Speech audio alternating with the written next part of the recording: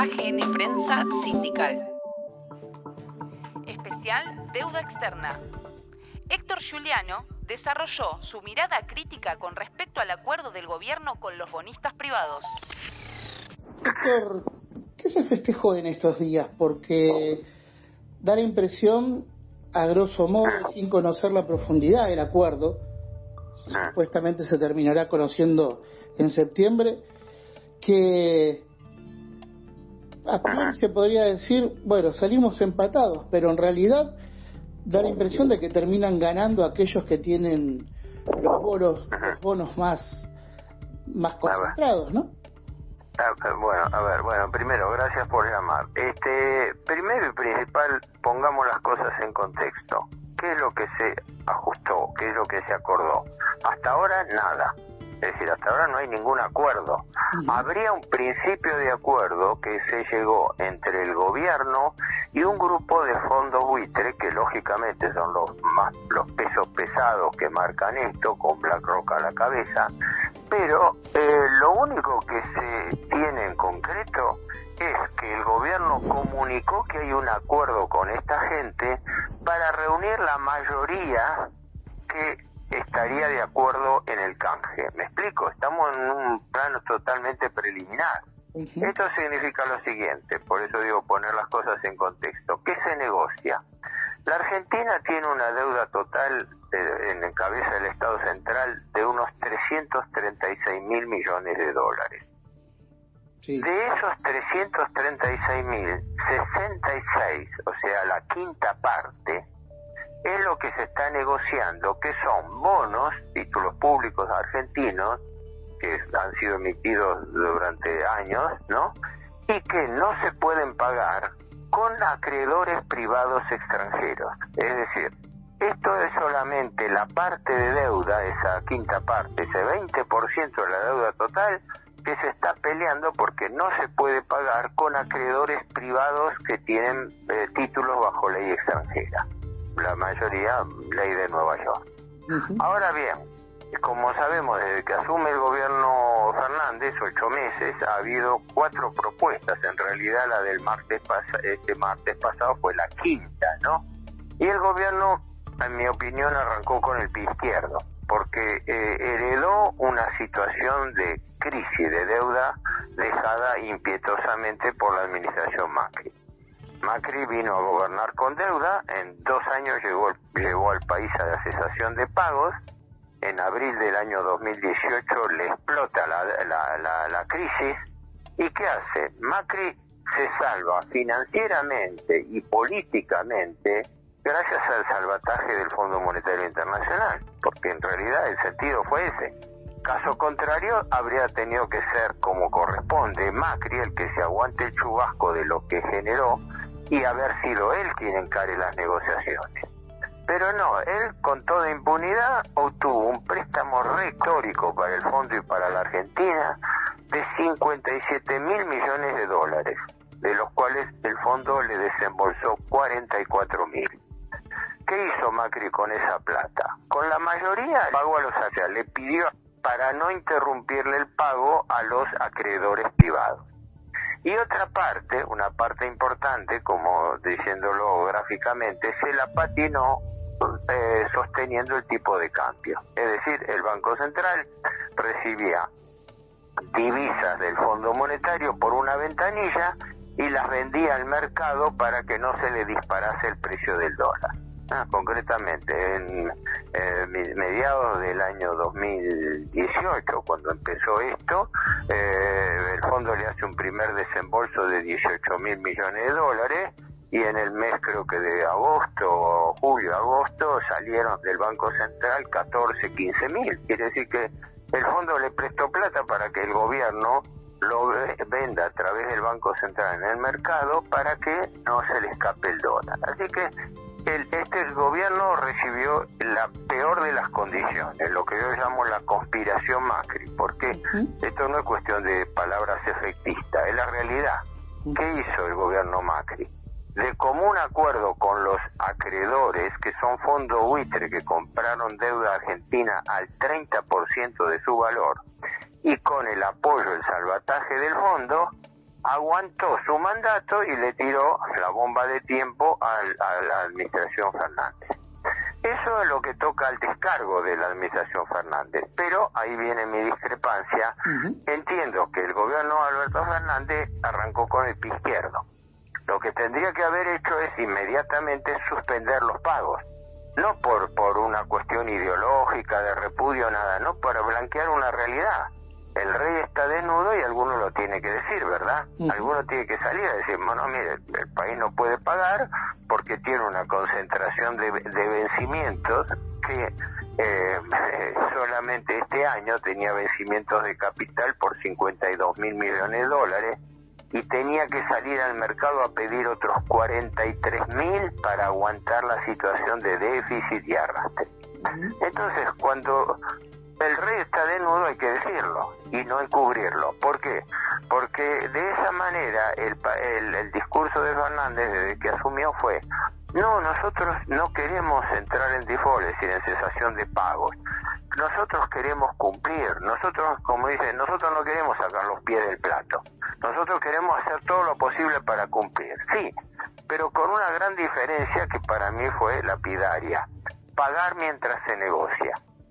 Cuando un deudor está en la lona, sea público o privado, le rigen las reglas concursales, es decir, suspende los pagos, corta el devengamiento de los intereses y entra en negociaciones de buena fe con los acreedores. Caso concreto, Vicentín, ¿verdad? Podemos discutir si en Vicentín hubo fraude, eso estamos 3 días discutiéndolo. Pero lo único concreto es que Vicentín no pudo pagar a sus acreedores y en diciembre blanqueó la situación, se presentó ante un juez, se presentó ante la opinión pública diciendo: mire, yo suspendo los pagos y encaro negociación. No, el gobierno Fernández no hizo eso. Dijo: nosotros pagamos mientras negociamos.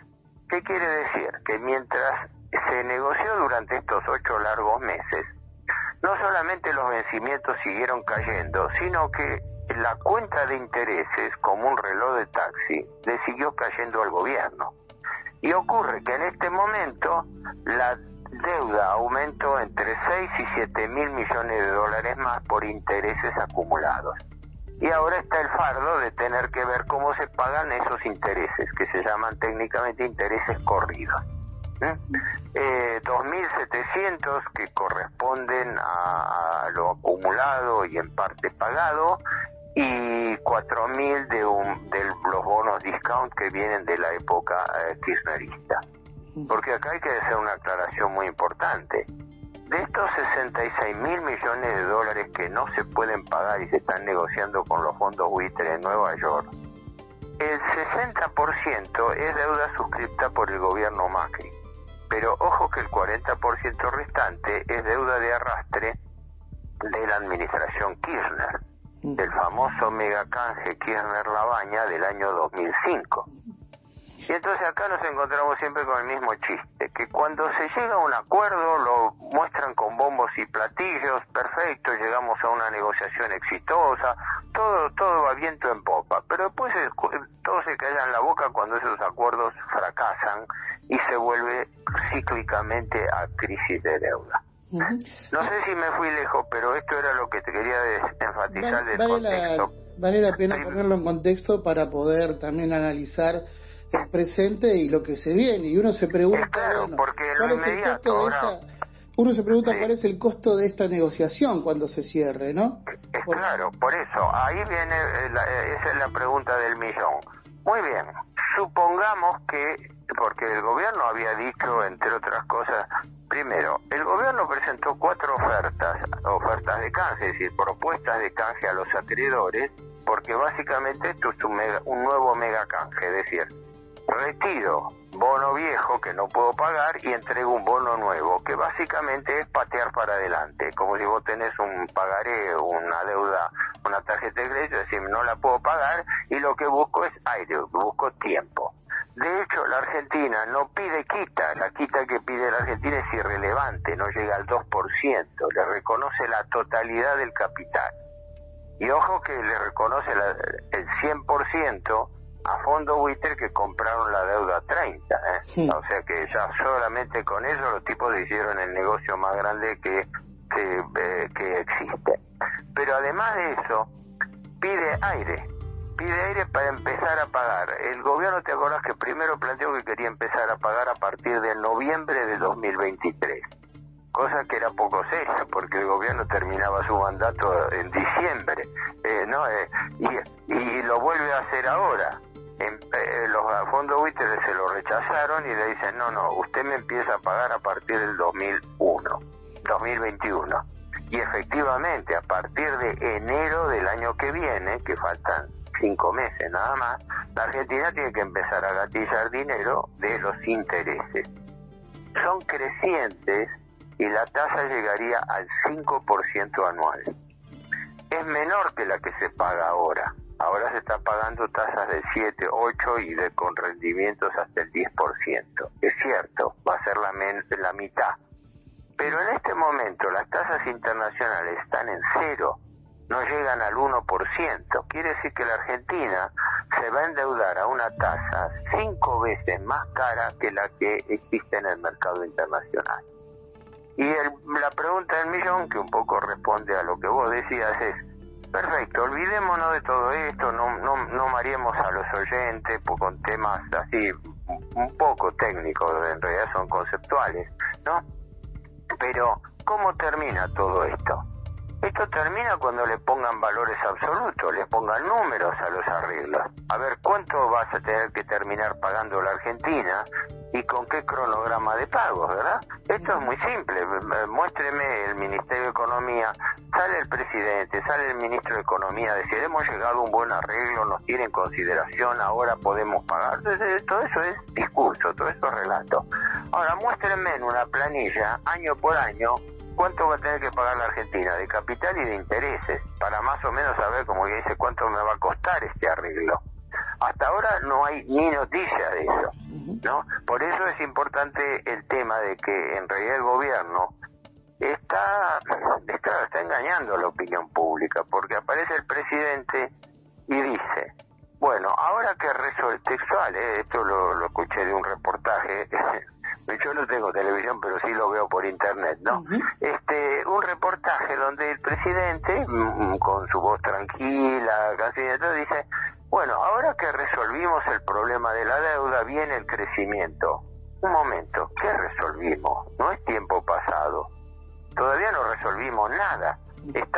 El presidente dijo que no esperaba más allá del 4 de agosto la respuesta de los acreedores, ¿verdad? Lo había dicho el domingo 2 de agosto, había dicho que dio la orden tajante de que, no se esperaba más a los acreedores, ya le habían hecho 4 ofertas, la Argentina no se movía de ahí, y que el que no entraba el día 4, como que dice, la Argentina bajaba la ventanilla y seguía adelante. No sé con qué, pero seguía adelante. La cuestión es que llegó el día 4 y hubo una quinta oferta, porque el gobierno primero extendió el plazo al 24 de agosto. Así que hasta el 24 de agosto no sabemos si los acreedores todos van a aceptar. Él llegó con los fondos buitres secretos, no sabemos qué se pactó. Anunció que llegó a un acuerdo con los fondos buitres y que con estos fondos buitres los van a obtener la mayoría, porque para cualquier situación concursal hay que obtener la mayoría de los votos de los de los acreedores, aquellos que representan por lo menos el 50% del total. En esto rige el principio concursal básico de las cláusulas de acción colectiva. Mayoría obliga a minoría. Si más de la mitad, en realidad son más, según los bonos pueden ser hasta 66, 75%, ¿no? Pero el gobierno fijó un tope diciendo, si más de la mitad de los acreedores están de acuerdo con este canje, seguimos adelante. Después si se puede pagar o no es otro problema, pero por lo menos se llegó a un acuerdo. Ese es el planteo. Por eso ni siquiera festejar, porque no hay nada que festejar cuando vos no sabés si vas a poder pagar o no una deuda, no sé qué se está festejando, ¿no? Pero todavía no conocemos ni siquiera los términos de ese acuerdo. En este marco, así que hay que esperar. En este marco resta esperar y ver cómo se va resolviendo, y también queda una pregunta en el aire, que es quién va a terminar pagando socialmente esta deuda. Exacto, porque eso se traduce en números, y los números son el presupuesto de la nación. No te olvides que en este año que está transcurriendo, el gobierno dejó suspendido el presupuesto, porque eso significa que el gobierno está gobernando por decreto a falta de presupuesto, que el presupuesto del año pasado, que se toma como referencia, ha quedado totalmente desactualizado por inflación, y que ahora nos encontramos todos los días que el gobierno está denunciando, bueno, que ya manda los avances de la idea del presupuesto 2021, que se están ajustando las cifras. Un momento, ¿y qué pasa con el 2020? Primero hay que cerrar el 2020, porque ocurre que con esta pandemia, o mejor dicho, con la cuarentena, con el paro de la economía que hizo el gobierno invocando la pandemia, se produjo una recesión generalizada con aspectos gravísimos que no necesitamos comentarlo, ¿verdad? Caída de la producción, caída del empleo, aumento de la pobreza, baja de salarios reales, baja de jubilaciones reales y nominales. Estamos en el peor de los mundos, orillando 45-50% de la población bajo la línea de pobreza. Entonces, todo eso trae gasto público, asistencial, para aguantar lo que se puede, y trae caída de recaudación, con lo cual el déficit fiscal se dispara al diablo. Y ese déficit fiscal, ¿con qué lo piensan cubrir? Con más endeudamiento, que es lo que yo digo, es la gran burla sangrienta que están haciendo. Porque, ¿sabes? Esto hay que decirlo con todas las letras. ¿Sabes cuál es el objetivo final de este arreglo que se está negociando? Y dicho por los propios protagonistas, ¿no? Es, desde ya, ajustar un cronograma de pago para pagar la deuda. Eso es primario. Pero ¿cómo se va a pagar esa deuda? Bueno, no. Cuando la Argentina firme el acuerdo con los acreedores, entonces va a estar bien conceptuada, y entonces va a poder volver al mercado internacional de capitales a tomar más deuda.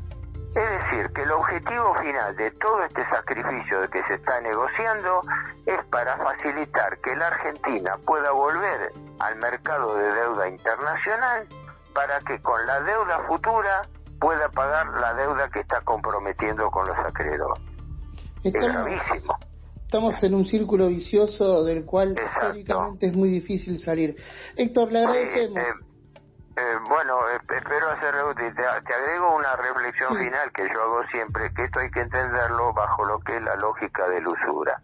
Claro. La lógica final de la usura es esa, que el deudor nunca puede dejar de ser deudor. Y entonces, cuando entras en la trampa de usura, no tenés salida pacífica.